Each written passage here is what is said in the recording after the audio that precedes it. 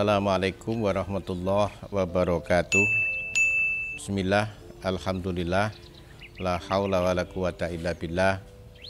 Allahumma salli ala sayyidina Muhammad, abdika wa nabika rasulika nabil ummi, wa ala alihi wa sahbihi wa sallim tasliman biqadri azamatika fi kulli waqtin wa hin. Para santri, wali santri, pemirsa, juga subscriber dimanapun Anda berada di seluruh penjuru negeri tercinta negara Kesatuan Republik Indonesia atau di berbagai belahan dunia manapun Anda berada. Apa kabar Anda hari ini? Saya yakin, hakul yakin Anda dalam keadaan baik, tengah berbahagia bersama dengan keluarga, orang-orang yang kalian hormati dan orang-orang yang kalian cintai. Doa dan harapan saya selalu semoga kita semua senantiasa diberikan rahmat dan berkah, usia yang panjang, penuh manfaat, rezeki yang luas, penuh keberkahan, anak-anak yang solih dan solihah, keluarga yang sakinah,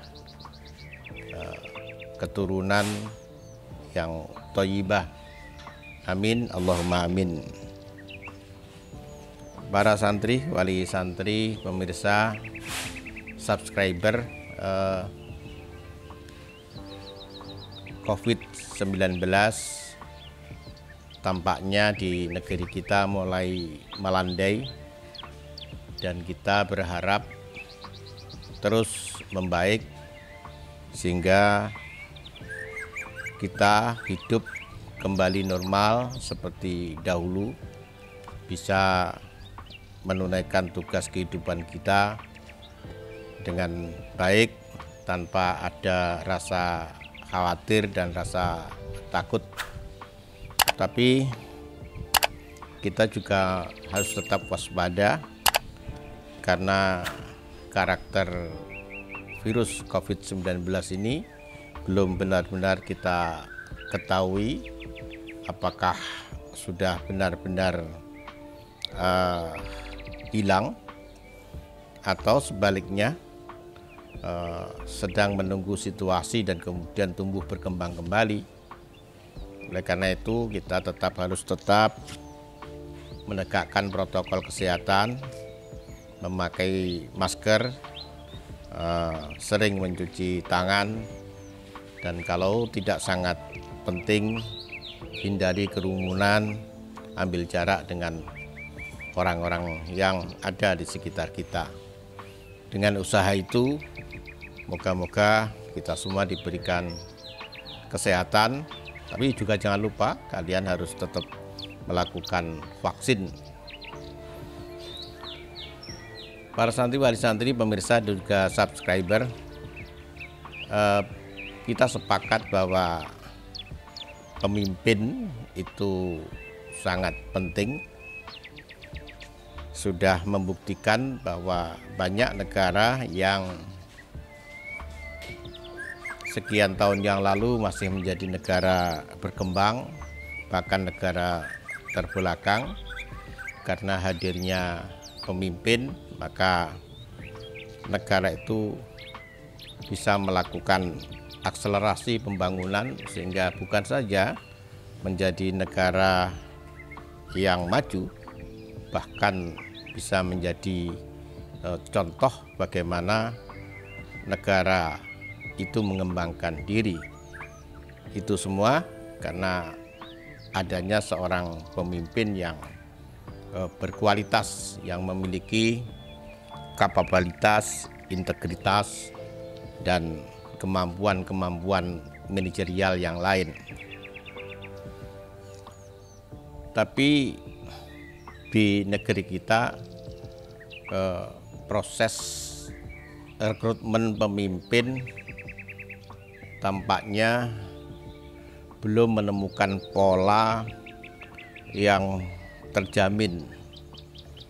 Terbukti yang pertama, partai politik yang seharusnya menjadi inkubasi tumbuhnya pemimpin-pemimpin yang berkualitas ternyata belum seperti yang kita harapkan. Politik biaya tinggi, masih memberikan ruang yang lebih luas kepada mereka yang memiliki uang walaupun tidak memiliki kualitas. Sebaliknya, anak negeri yang memiliki kualitas tapi tidak memiliki uang akhirnya gagal menjadi pemimpin.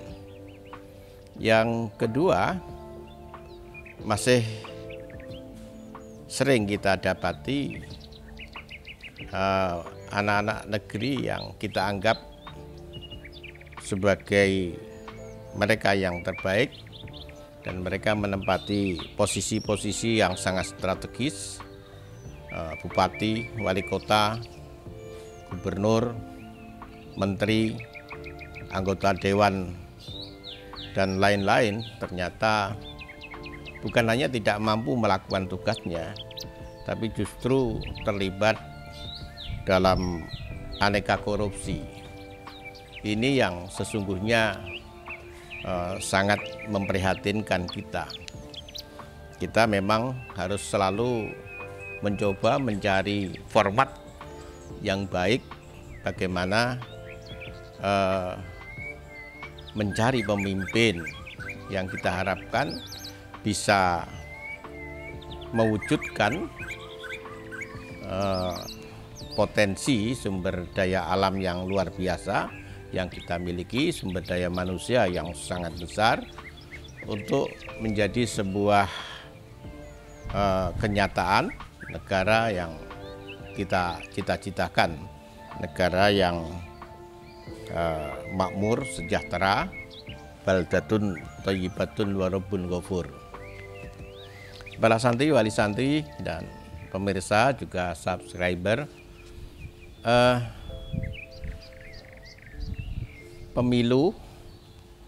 pemilihan presiden baru akan dilaksanakan kembali pada tahun 2024 insya Allah, dan masih 3 tahun lagi.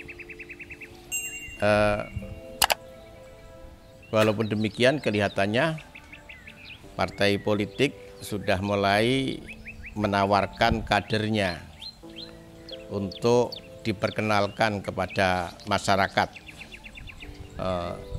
Baliho-baliho dan berbagai jenis gambar mulai diperkenalkan kepada masyarakat.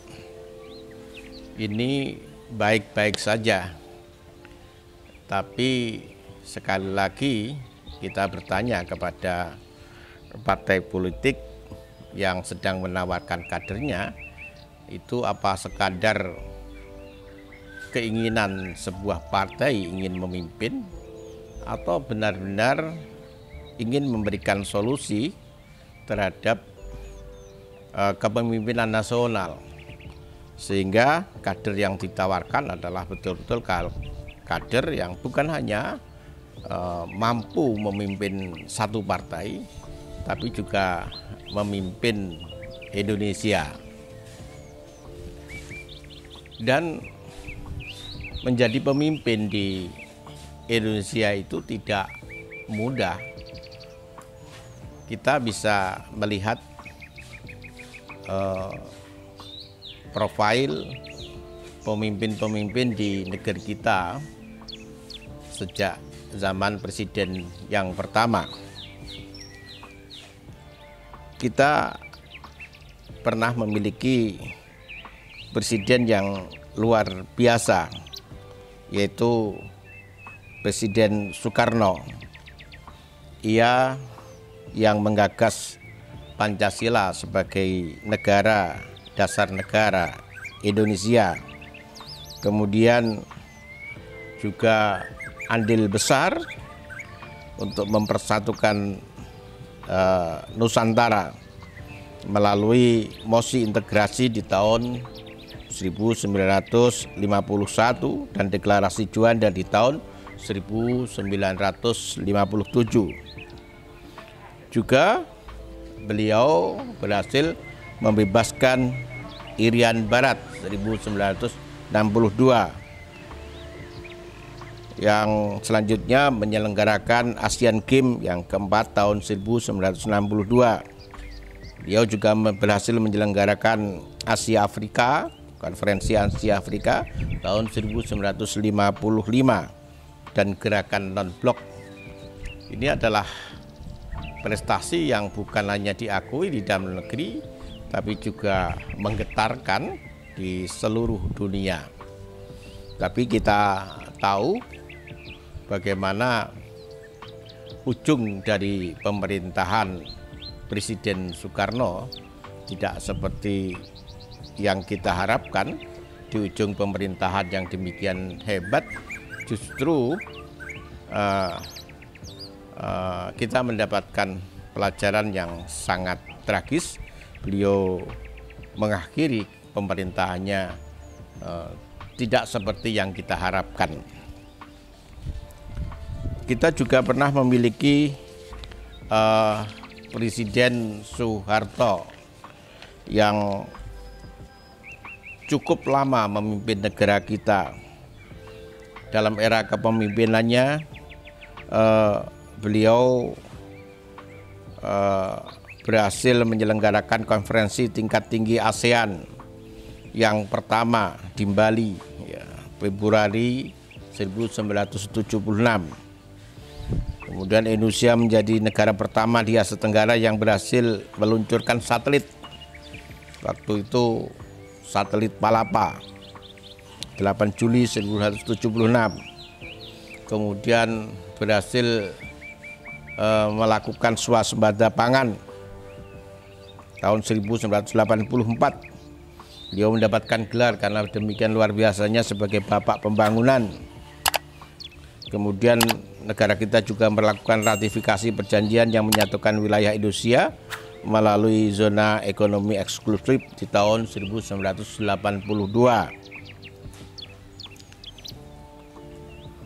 Juga beliau merencanakan keluarga berencana mandiri 28 Januari 1987, dan banyak prestasi yang lain yang tidak bisa kita sebut satu persatu. Sekali lagi, prestasi yang sangat luar biasa dan demikian lama akhirnya berakhir dengan sangat tragis. Beliau terpaksa meletakkan jabatan sebagai presiden dengan penuh malu karena mendapatkan tekanan dari masyarakat karena hancurnya ekonomi. Para santri, wali santri, dan pemirsa, kita juga pernah punya pimpinan Presiden B.J. Habibie. Beliau memiliki prestasi mengesahkan undang-undang anti monopoli, undang-undang kemerdekaan berpendapat di muka umum, undang-undang partai politik, konsep pemilu dengan banyak partai, undang-undang otonomi daerah, perubahan nama ABRI kembali menjadi TNI, pemisahan TNI dan Polri, dan banyak prestasi yang lain. Dan secara pribadi beliau memiliki kualitas seorang engineer yang berkaliber internasional, dan beliaulah yang meletakkan fondasi pertama dalam pengembangan pesawat terbang yang hari ini tampaknya mulai membawa hasil. Pesawat-pesawat terbang dengan berbagai tipenya sudah banyak menghiasi langit di berbagai belahan dunia. Tapi kita tahu pertanggungan jawab beliau ditolak oleh MPR dan beliau tidak bisa mencalonkan kembali. Kita pernah punya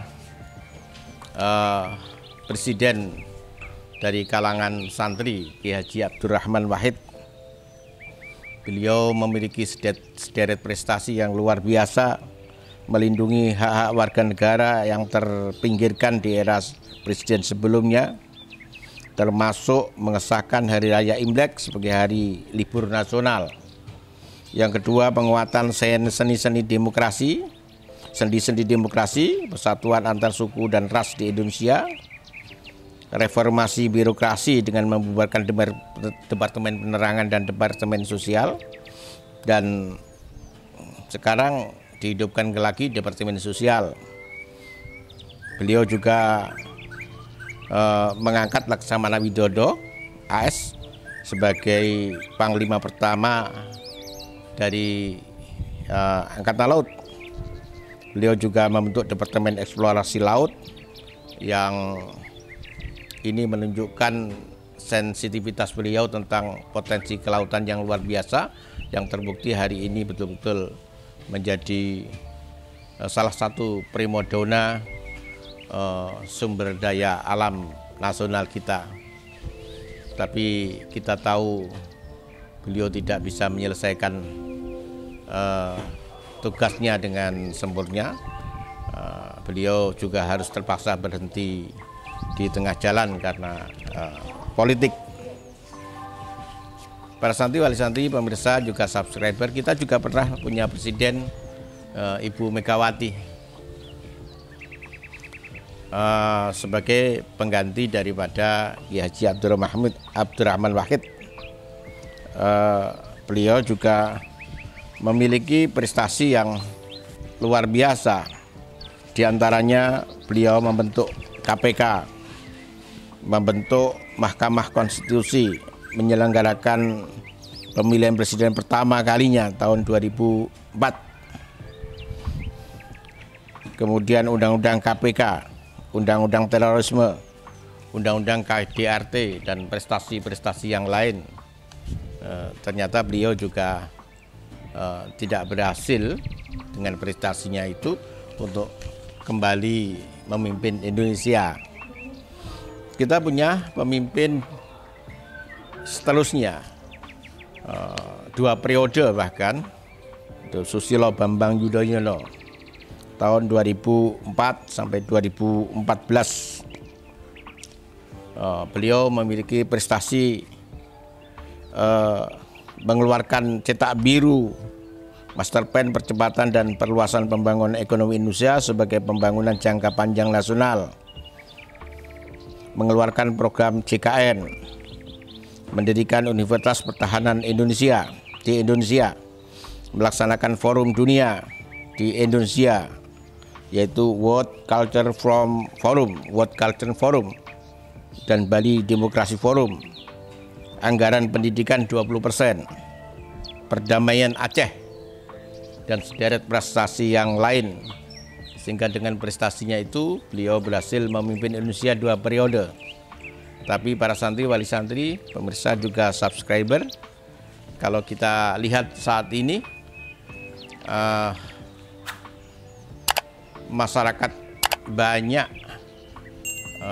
melakukan kalimat-kalimat yang buruk terhadap beliau. Seakan-akan prestasi selama 2 periode memimpin hapus begitu saja oleh berbagai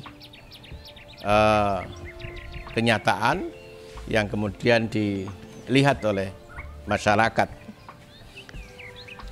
Dan sekarang kita punya presiden yang masih memimpin, dan ini periode yang kedua. Prestasinya juga sangat luar biasa.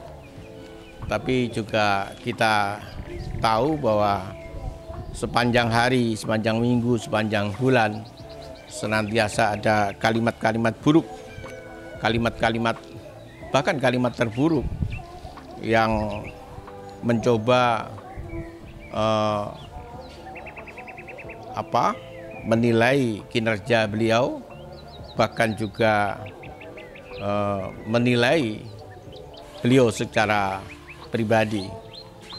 Demikian sulitnya menjadi pemimpin di Indonesia, sehingga seakan-akan siapapun yang pernah memimpin Indonesia, hasil akhirnya tidak selalu seperti yang kita harapkan. Memang kita berharap Presiden Jokowi ini bisa memimpin dan menyelesaikan 2 periode dan bisa meninggalkan legasi yang baik sehingga bisa menutup sejarah kelam pemimpin di Indonesia yang mengakhiri kepemimpinannya dengan baik, meninggalkan prestasi yang gemilang, menjadi contoh dari generasi selanjutnya.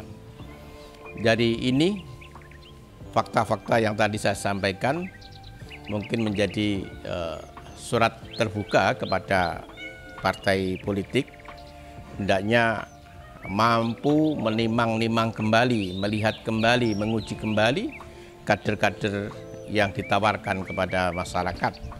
Bukan hanya ikhtiar memperkenalkan dan kemudian memoles pencitraan, tapi betul-betul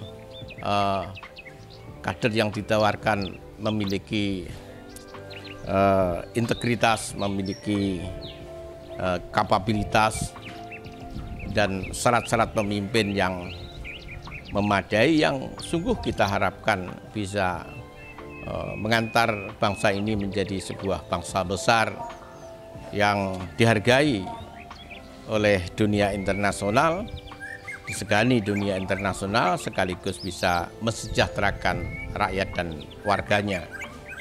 Demikian, terima kasih atas perhatiannya.